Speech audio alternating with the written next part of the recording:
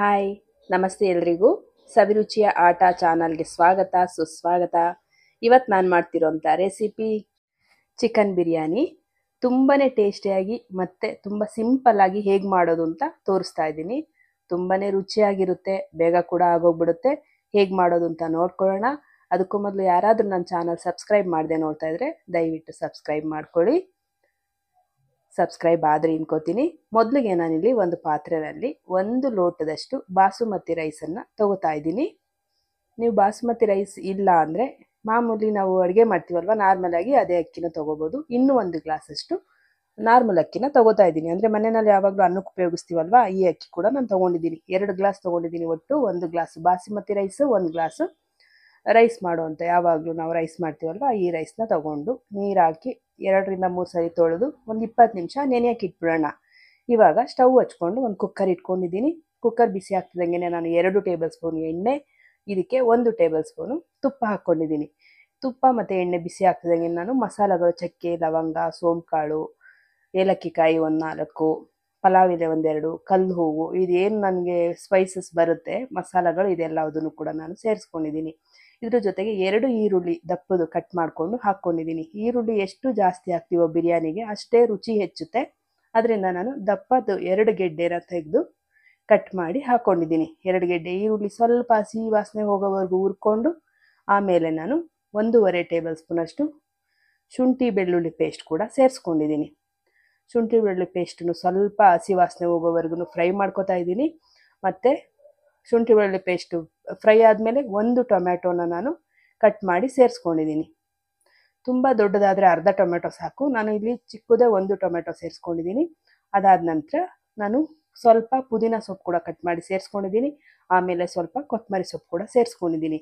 ಈಗ ನಾನು 1/4 kg ಅಂದರೆ 3/4 kg ಚಿಕನನ್ನು ನೀಟಾಗಿ ತೊಳೆದು ಕಟ್ ಮಾಡಿ ಸೇರಿಸ್ಕೊಂಡಿದ್ದೀನಿ. ಚಿಕನ್ ಕೂಡ ತೊಳೆದು ನೀರೆಲ್ಲ ಬಸಿದು ಹಾಕೋಬೇಕು. ನೀರಿನಂಶ ಜಾಸ್ತಿ ಇದ್ದಷ್ಟು ಚಿಕನ್ ಬೆಂದೋಗ್ಬಿಡುತ್ತೆ, ಅದರಿಂದ ನೀರನ್ನೆಲ್ಲ ಬಸಿದು ಹಾಕೋಬೇಕು. ಈಗ ಚಿಕನ್ ಹಾಕಿದ್ಮೇಲೆ ನಾನು ಒಂದು ಅರ್ಧ ಕಪ್ನಷ್ಟು ಮೊಸರು ಕೂಡ ಸೇರಿಸ್ಕೊಂಡಿದ್ದೀನಿ.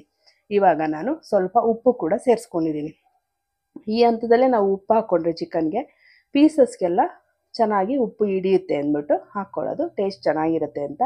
ಇವಾಗ ಸ್ವಲ್ಪ ಹೊತ್ತು ಹಂಗೆ ಬೇಯೋಕ್ಕೆ ಬಿಟ್ಬಿಡೋಣ. ಸ್ವಲ್ಪ ಹೊತ್ತು ಬೆಂದಮೇಲೆ 1 ಟೇಬಲ್ ಸ್ಪೂನು ಅಚ್ಚ ಖಾರದ ಪುಡಿ, 1 table spoon garam masala, 1 table spoon ಧನಿಯಾ ಪೌಡ್ರು, 3 ಸೇರಿಸ್ಕೊಂಡು ನಾನು ಇದ್ರ ಜೊತೆಗೆ ಸ್ವಲ್ಪ ಪೆಪ್ಪರ್ ಪೌಡ್ರು ಸೇರಿಸ್ಕೊತೀನಿ.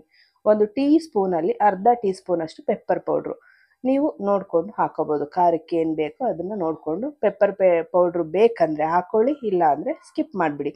ಇವಾಗ ಇದನ್ನೊಂದ್ಸರಿ ಚೆನ್ನಾಗಿ ಮಸಾಲೆಗಳನ್ನ ತಿರುಗಿಸ್ಕೊತಾ ಇದ್ದೀನಿ. ಚೆನ್ನಾಗಿ ಹೊಂದ್ಕೊಳ್ಳೋ ಥರ ಚಿಕನ್ಗೆ ತಿರುಗಿಸ್ಕೊಂಡು ಆಯಿತು. ಇವಾಗ ಏನಾಗಬೇಕು, ನೀರಿನ ಅಂಶ ಬಿಟ್ಕೊಂಡು ಮತ್ತೆ ಈ ನೀರು ಡ್ರೈ ಆಗೋವರೆಗೂ ನಾವು ಚಿಕನನ್ನು ಬೇಯಿಸ್ಕೋಬೇಕು. ನೋಡಿ, ಈ ರೀತಿಯಾಗಿ ನೀರಿನ ಅಂಶ ಬಿಟ್ಕೊಂಡು ಮತ್ತೆ ಡ್ರೈ ಆಗಿದೆ, ಕಾಣಿಸ್ತಾ ಇದೆಯಲ್ಲ ನೋಡಿ, ಎಣ್ಣೆ ಅಂಶ ಎಲ್ಲ ಬಿಟ್ಕೊತು. ಈ ರೀತಿಯಾಗಿ ಬಿಟ್ಕೊಂಡ್ರೆ ಚಿಕನ್ ತುಂಬ ರುಚಿಯಾಗಿರುತ್ತೆ.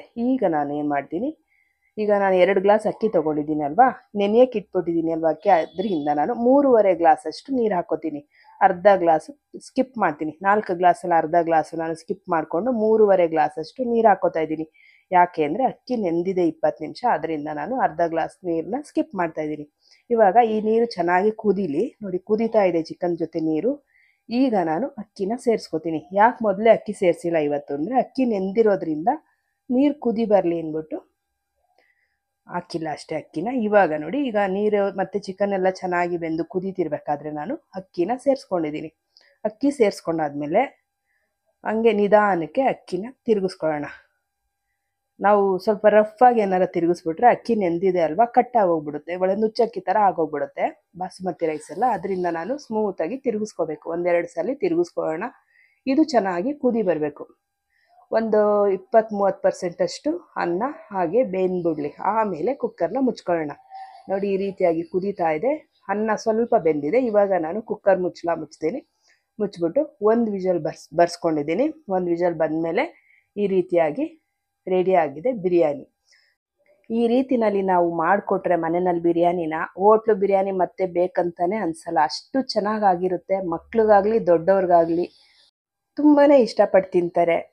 ತುಂಬಾ ರುಚಿಯಾಗಿರುತ್ತೆ. ಎಲ್ರಿಗೂ ಕೂಡ ಇಷ್ಟ ಆಗುತ್ತೆ, ದೊಡ್ಡವರಿಂದ ಚಿಕ್ಕವರವರೆಗೂ ಎಲ್ಲರೂ ಇಷ್ಟಪಟ್ಟು ತಿಂತಾರೆ.